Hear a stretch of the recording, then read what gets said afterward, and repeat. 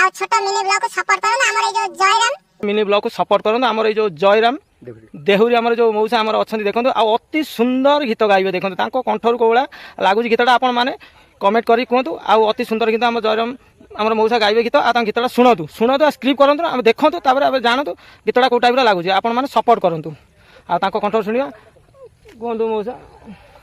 ଆଜି 7 ରଙ୍ଗର ଅବିର ନେଇ ଖେଳୁଥିଲେ ଶ୍ରୀକୃଷ୍ଣ ଇଏ ରାଧା ସହିତ।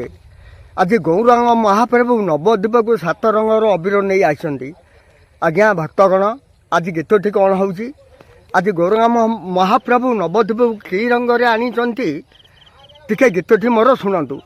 ଆଜି 7 ରଙ୍ଗର ଅବିର ନେଇ ଗୌରା ଆସିଛି ନଦିଆର ଦାଣ୍ଡ ଆଜି ଶୋଭା ପାଉଛି 7 ରଙ୍ଗର ଅବିର ନେଇ ଗୌରା ଆସିଛି। ଭକ୍ତବନ୍ଧୁ ଆଜି କ'ଣ ଗୀତଟି ହେଇଛି?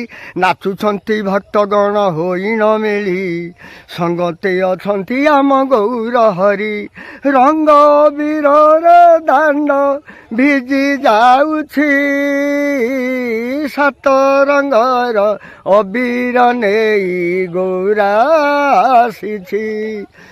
ଦାଣ୍ଡରେ କଳସ ଥୋଇ କରନ୍ତି ପୂଜା ରଙ୍ଗ ଅବିର ମଥାରେ ଦିଶଇ ଶୋଭା ନାମ ସଂକୀର୍ତ୍ତନେ ସର୍ବେ ହୁଅନ୍ତି ଖୁସି 7 ରଙ୍ଗର ଅବିର ନେଇ ଗୌରା ଆସିଛି 7 ରଙ୍ଗର ଅବିର ନେଇ ଗୌରା ଆସିଛି 7 ରଙ୍ଗର ଅବିର ନେଇ ଗୌରା ଆସିଛି।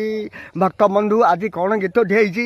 ନାଚୁଛନ୍ତି ଭକ୍ତଗଣ ହୋଇନ ମିଳି ସଙ୍ଗତେ ଅଛନ୍ତି ଆମ ଗୌର ହରି ରଙ୍ଗ ଅବିରରେ ଦାଣ୍ଡ ଭିଜି ଯାଉଛି 7 ରଙ୍ଗର ଅବିର ନେଇ ଗୌରା ଆସିଛି। ଦାଣ୍ଡରେ କଳସ ଥୋଇ କରନ୍ତି ପୂଜା ରଙ୍ଗ ଅବିର ମଥାରେ ଦିଶଇ ଶୋଭା ନାମ ସଂକୀର୍ତ୍ତନେ ସର୍ବେ ହୁଅନ୍ତି ଖୁସି 7 ରଙ୍ଗର ଅବିର ନେଇ ଗୌରା ଆସିଛି 7 ରଙ୍ଗର ଅବିର ନେଇ ଗୌରା ଆସିଛି।